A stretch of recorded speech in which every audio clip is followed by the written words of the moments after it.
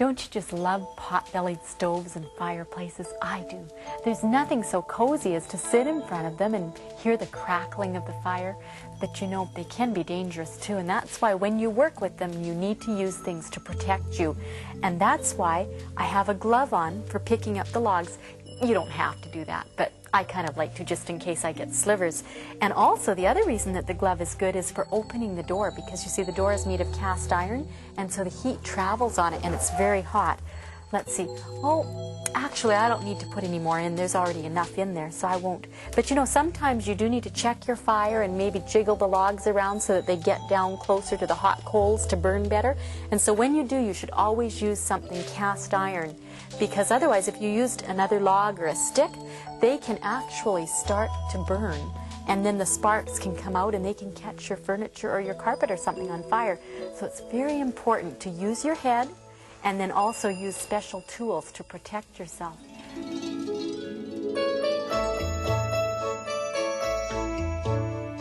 It's so good to see you again. Come up for a visit, my friend. There's so much to do. I have so many things planned for you. We'll laugh and we'll play, we'll sing and we'll pray. I'll tell you a story or two, and we'll be friends, you and I. Yes, you and I and Jesus.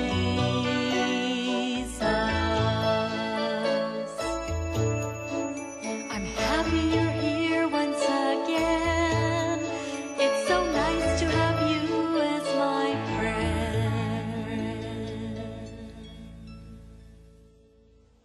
Do you have your pencil and paper ready for our mystery word game? Good. Okay, now remember, when I'm talking, certain words that I say are keywords, and a keyword will come up on this side of the screen right here, and then the letter that's important from the keyword will come across the screen and come over this side into the right space of the mystery word. It looks like today's mystery word has 5 letters, so pay close attention, okay? Now remember we were talking about protection over in the attic? Let's look that up in my computer dictionary, okay? Protection. Let's see, what would be the root word of that? I think it's protect, right? So we'll type that in. P-R-O-T-E-C-T. Protect. And then we want it to be protection, so we go I-O-N. And let's find out what it means. The condition of being kept from harm. Do you like to be kept from harm? I do. I think protection must be important. It's so important that God talks a lot about it because God cares about us. And I just want to take a minute to read you a special verse in Proverbs chapter 2, verse 8. And it says that God protects the way of his faithful ones. Isn't that a nice promise? And not only that, he's given us brains so that we can think of things to make, and so that we can make them well, that will protect us. Let's go to my attic and play a guessing game and just find some ordinary, everyday things that protect us. Let's go. You know what this is, don't you? A seat belt. Do you always remember to buckle up? I do. Very important. Let's have a guessing game. Look around my attic and see if you can find something that won't protect your feet, okay? Just kind of look around in all the corners. It won't protect your feet. Have you found it? I think you did. It's a helmet, isn't it? Do you remember to put a helmet on when you go bike riding? How about when you go roller skating or skateboarding or rollerblading? I'll try it on. It doesn't fit me, so this one wouldn't protect me very well. It's important even to get the right size of a helmet for yourself. Okay, let's guess on another one. It's something that won't protect your head. Okay, look around. Just look in all the corners. I'll give you another clue. Also, it will help you not to catch a cold. Look around. Have you found them? Boots. Very important. In the wintertime, when it's snowing or when it's rainy, very important. And these are nice and tall, so they protect your legs and keep you warm. Okay, this time it's something that has to be open in order to work, okay? Look in each corner. It has to be open in order to work. Have you found it yet? You're right, it's an umbrella. You know, most people think of umbrellas for rainy days, but umbrellas are also good for sunny days. I've seen lots of people at the beach with big umbrellas up to protect their faces and their bodies from getting a sunburn. Isn't it nice to have so many things to protect us and keep us safe? But remember, they don't work for us unless we use them. What keeps us safe? What keeps us well? What keeps us warm? What keeps us healthy? Umbrellas and boots, sunglasses and shoes, and coats and mittens and cars and trucks, and hats and fences, sunscreen and schools. Protection, God's protection. What keeps us safe? What keeps us well? What keeps us warm? What keeps us healthy? Carrots and cabbage and vitamins too, and parents and firemen, doctors, nurses, laws and rules, policemen and roads. Protection, God's protection. What keeps us safe? What keeps us well? What keeps us warm? What keeps us healthy? Protection, God's protection for me and you. Come with me, okay?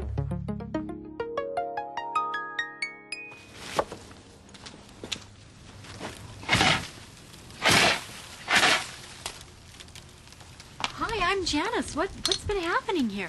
Well, Ooh. my name's Dave, and this is John. Well, hi, John. Hi. And it looks as though kids have been playing with matches. Ooh.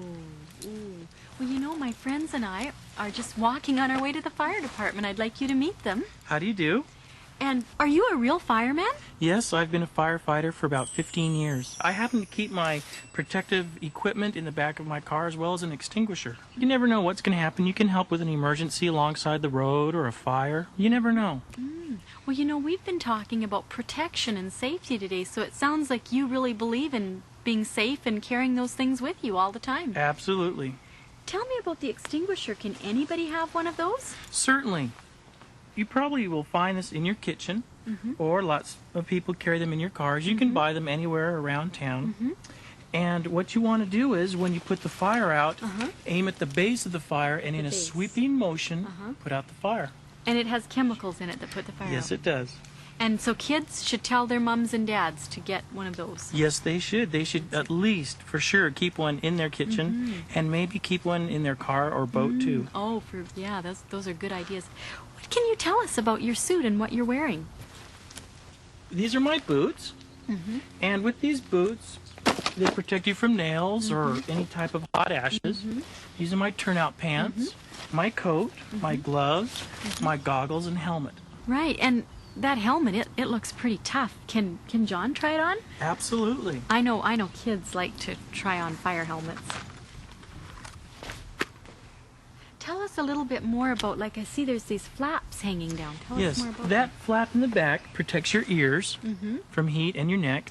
And if any hot embers or anything fall onto the helmet, this bill back here will cause it to fall and roll off the back instead of down your collar and burning you. Yeah, so that's an important protective thing. Absolutely.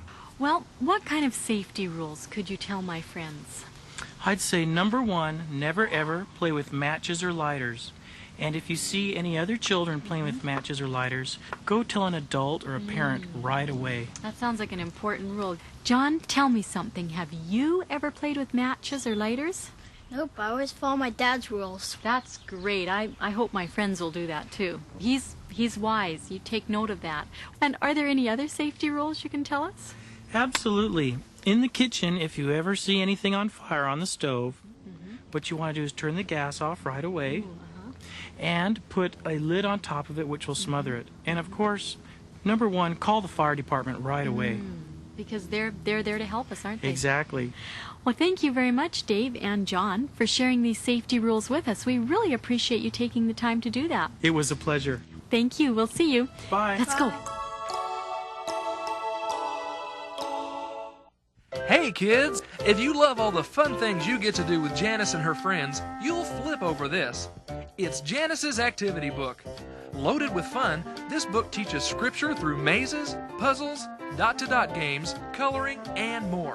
And the best part is, it's free! Let's take a look inside.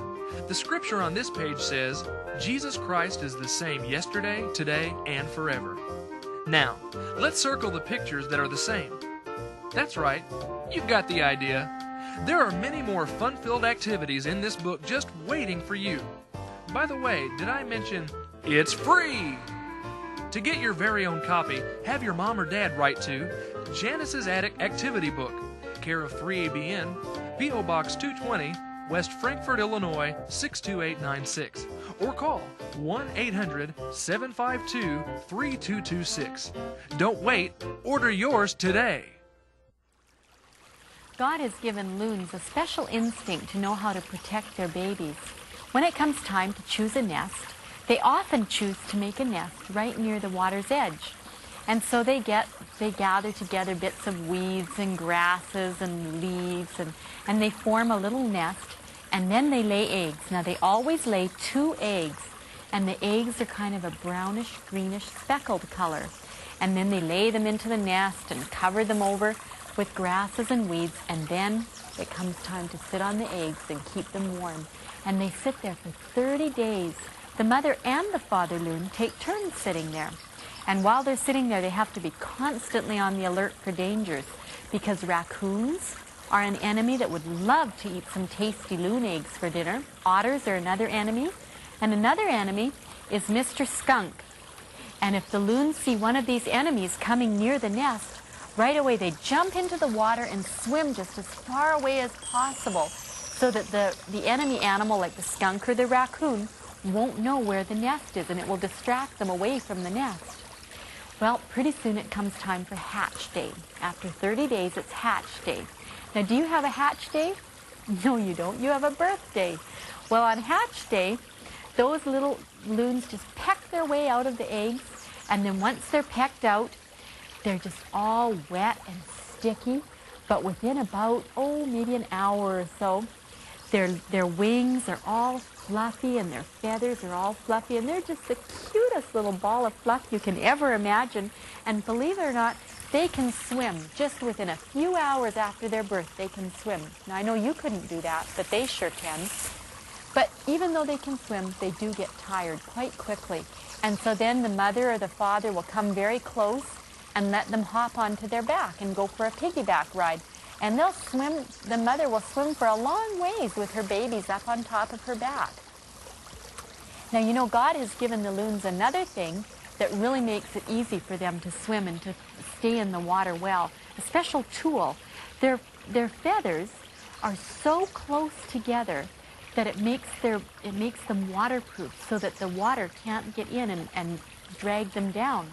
But you know, sometimes when they're out there floating along, swimming along, looking for food and so forth, they might see an enemy animal out on the water.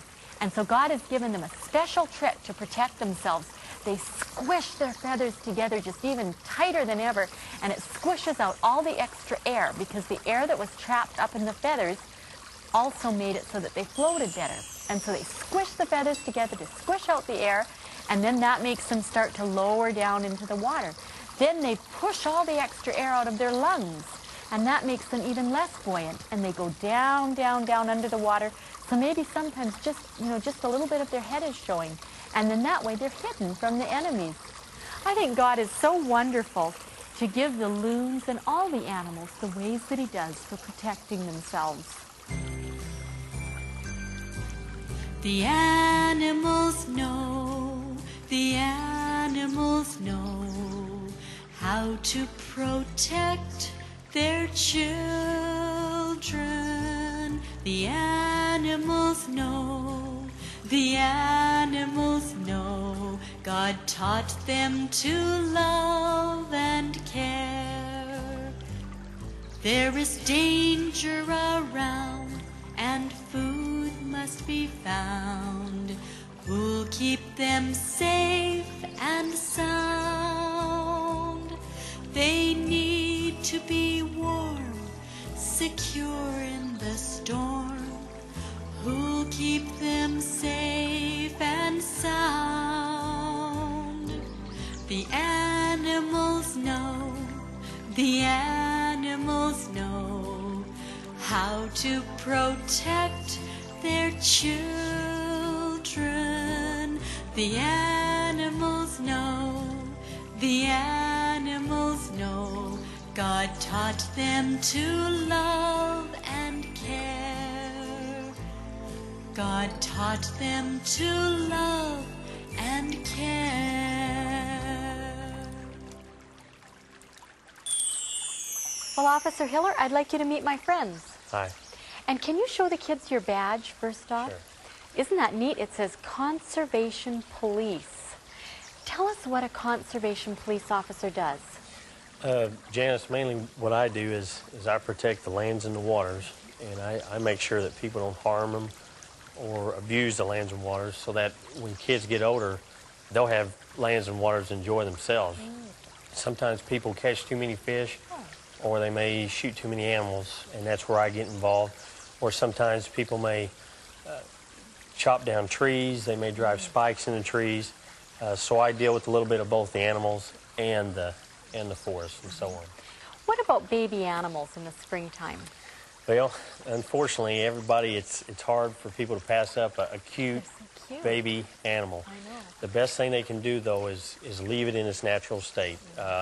Just leave it alone, you know, enjoy it, watch it, but leave it out in the nature.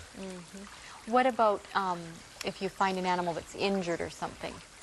Best thing to do is don't mess with it yourself, because number one, there could be you may be carrying some kind of a disease that you don't want to be exposed to.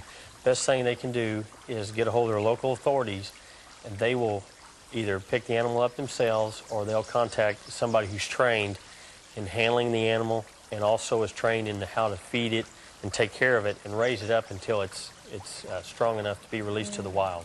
Have you ever had to take an animal away from anybody? One time it was really interesting. I had to take a raccoon that an individual had that he wanted to make a pet out of, and unfortunately I had to go ahead and take it from him. And the raccoon was already pretty good size, and I had put him in a box and securely taped the box up, and I'm driving in my truck to the Federal National Refuge where animals are protected, and I was going to release him there. Well, as I'm driving down the road, all of a sudden I look on my shoulder, and here's this raccoon. He's sitting right on my shoulder, and he kind of just sit on my shoulder and kind of purred a little bit, and I was driving along, and people were coming by, and they'd see that raccoon on my shoulder, and I thought, boy, he's really serious about his job. Yeah. But anyway, I got him to the refuge, and I let him go, and he climbed right up the tree, and I would say he's in good shape. So you took him to a proper refuge where he'll be safe and taken care of. Yes. That's great. Well, I just thank you for being here. I'm sure you have to hurry to get back to your work, but we all thank you for coming. Thank you. Did you know that one of the best ways to become a good friend of Jesus is by spending personal time with him every day? Well, adults do that by praying and by reading their Bibles. But if you can't read, it's kind of hard, isn't it? Or maybe you just like listening to tapes. Well, here's a fun way to have your very own devotions every morning when you get up. Janice has made these morning time devotions for her kids and for you, complete with songs, prayers, and stories.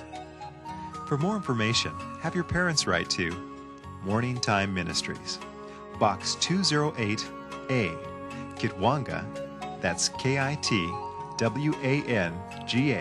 British Columbia, V0J2A0, or call 1-800-263-7671. Here's the number again, 1-800-263-7671. Hello, Dr. Nebleth. Hi, Janice. We've just been studying about the animals and how God has given them an instinct to protect their young. And we also learned that we have a responsibility to protect the environment around us. Sounds like we had better take good care of it. You are precisely right. Well, there's something else we should take care of. Well, what's that? It happens to be the largest organ on your body. What do you think it is? Your legs, because then you can run away if you get in danger. No, it's not. No? Nope. Try again.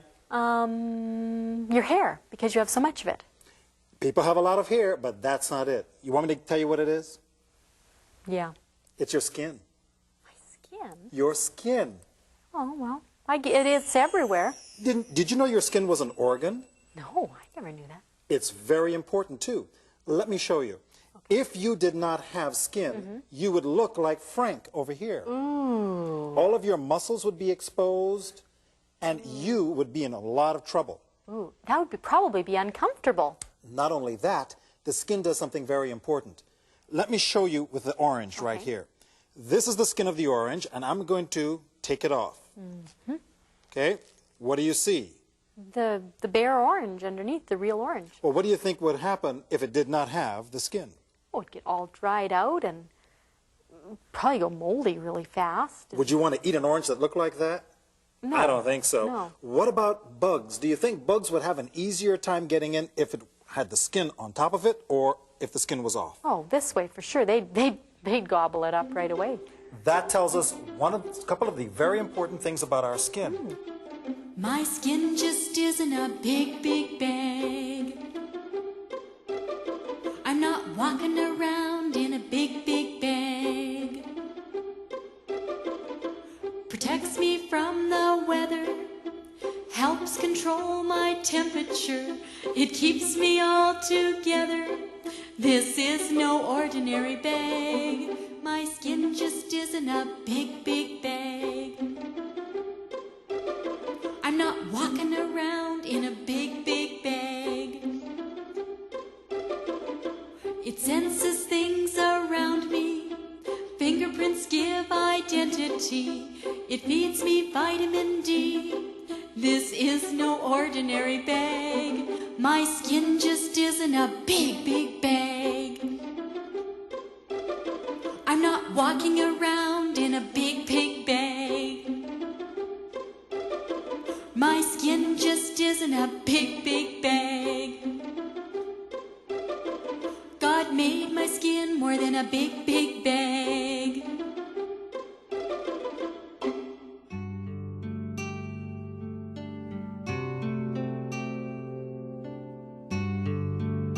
Are you ready for another story? Now remember, in Longview Village, lots of mysterious things have been happening.